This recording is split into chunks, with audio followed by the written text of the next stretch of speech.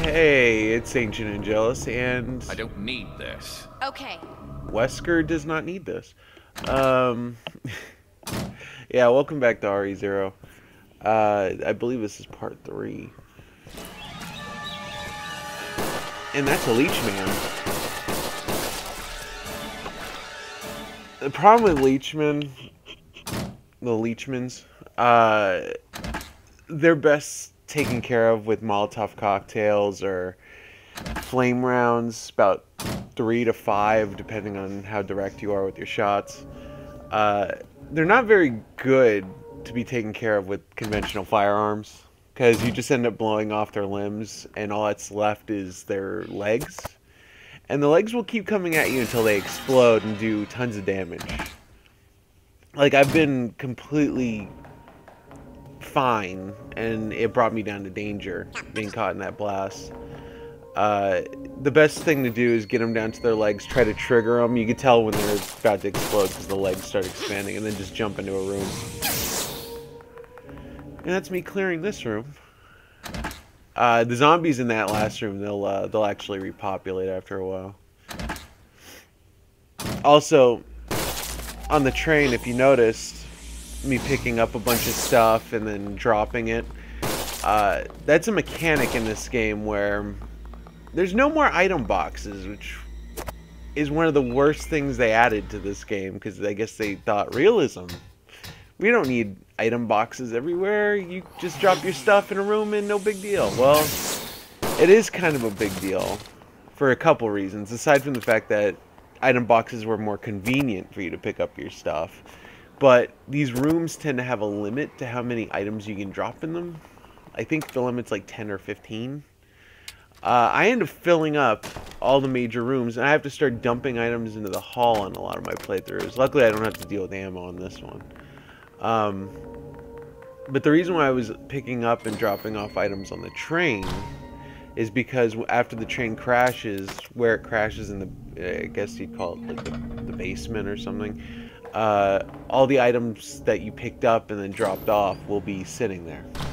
Like if you picked up the shotgun and decided you didn't need to carry it and you dropped it off, it would be sitting there.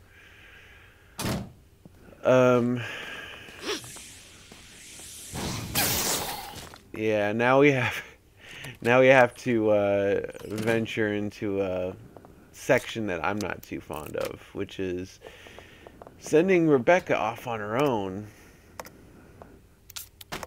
to open a door that we can't reach as Billy. And it has to be Rebecca, because only Billy can do switches and stuff, because she's not strong enough, because she's girls.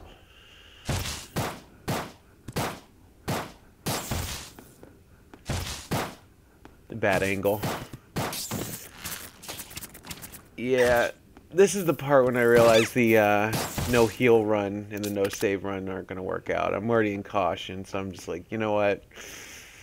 Another time with the no healing. And I did get it. I did get the no heal run.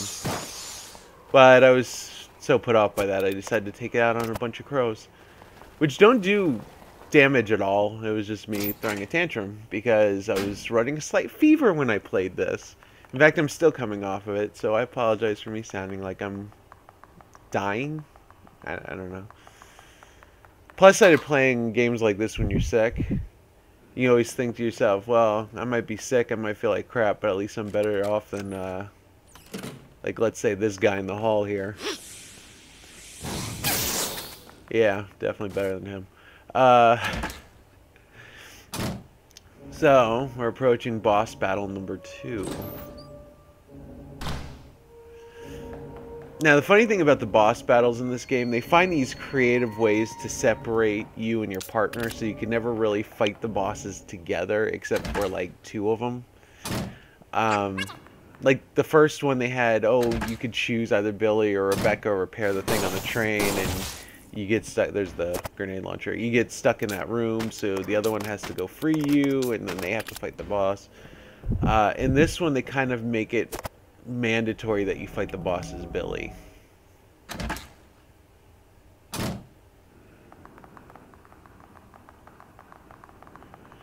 You'll notice that I put the statues on the scale, even though I haven't finished them yet. that there's different parts you got to put on them. The reason why I do that is because those don't count as me dropping the statue in the room. And I just hate that message, oh, you cannot drop any more items here. So despite all his rage, Billy just released that key from its cage, and now Rebecca has to go pick it up.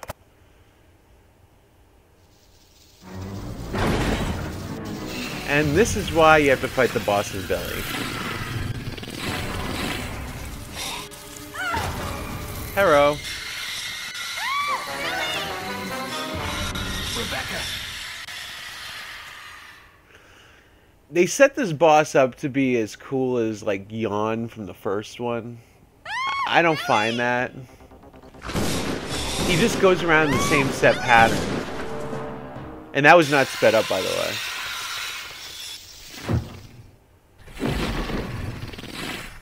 Rebecca!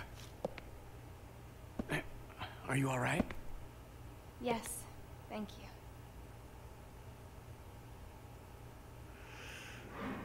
Yeah, that was not sped up, by the way. That's just how powerful this Magnum is. I'm not going to speed up any of the bosses because they go down pretty quick. Yeah, what he does is he ends up carrying Rebecca around the room. And if you don't kill it fast enough, it starts dealing damage to her over time. And, I mean, I beat him with a pistol before, and he barely nicked Rebecca. He's not that particularly strong. Yeah, there they are repopulating.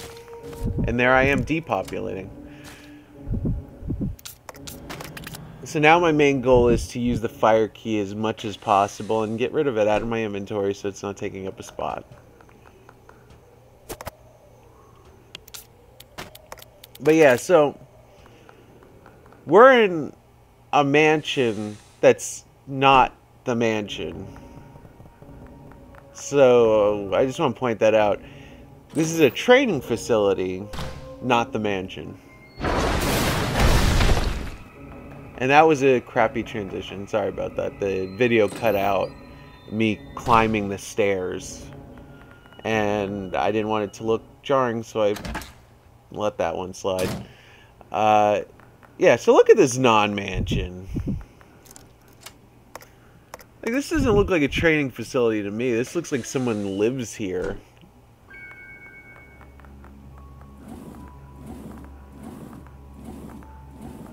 Here's another puzzle that's homage to RE1 with the deer head. Only this one's a little less elaborate because with the RE1 puzzle, it was you had to turn off the light to see the glowing jewel in the deer's face.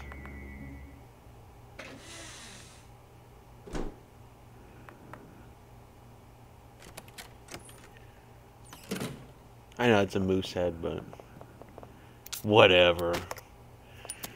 And this is a really deep puzzle here because you could see a guy lighting the candle and a picture in the background. Yeah, grab the microfilm. Yeah, this in Leech Hunter mode, this room's actually kind of a death trap. Because if you walk into this area as both Billy and Rebecca at the same time, there's a zombie lying at your feet. Exactly at your feet. And because Billy and Rebecca would cause one of them to be pushed up, whichever one you're playing is, they would immediately get bit, and there's nothing they could do about it. You'd have to enter this room one at a time.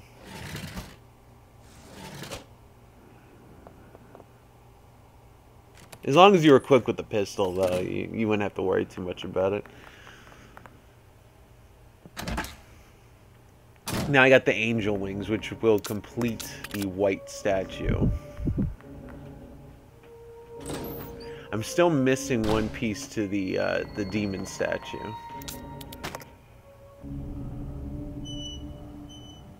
But yeah, they deliberately modeled this to look like the Spencer estate, which, I mean, kudos to them that they know what worked in RE1. It's just, it seems like it's a retread more than anything. I would have really liked to see different locations. Like, this is technically a different location, but you know what I mean. Like something new. Not just mansion and lab.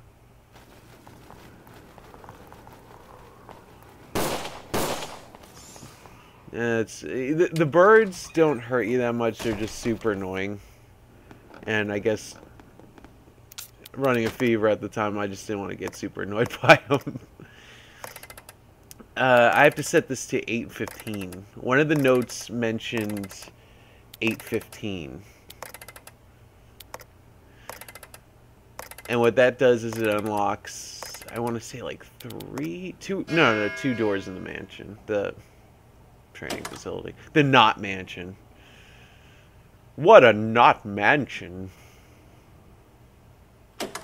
I hope that's not Chris's blood. Actually, I hope it is Chris's blood. I hate Chris Redfield. I'm not going to make that secret at all. I hate Chris Redfield for a number of reasons, especially the ones that are in RE1. Birds.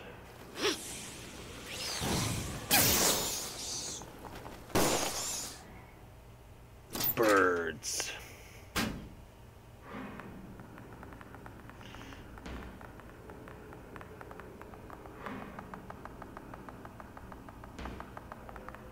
Let's see. I gotta grab the second microfilm to finish the puzzle in the assembly hall, which is the only room in the entire thing that makes me think it's a training facility. It's like they made a mansion first and said, "Oh, well, we got to make it a training facility. Here's a training facility room." I mean, don't get me wrong. I still love this game. I don't like it as much as a lot of the other entries in the series, but just a little, a little weird. They don't even give a lot of backstory to the training facility.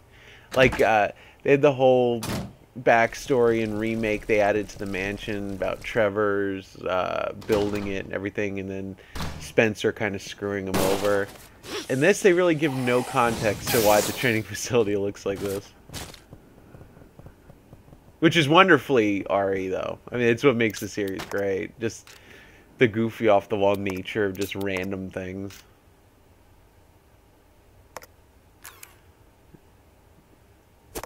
Now, this isn't a too complicated puzzle. It's like 0, 1, 2, 3, 4, 5, 6, 7, 8, 9, A, B, C, D, E, F. But what forces you to actually go through the whole thing about getting all the microchip films is the fact that you gotta get the Mo disc. And she just blasted me with a grenade launcher. Like, right in my grill. No.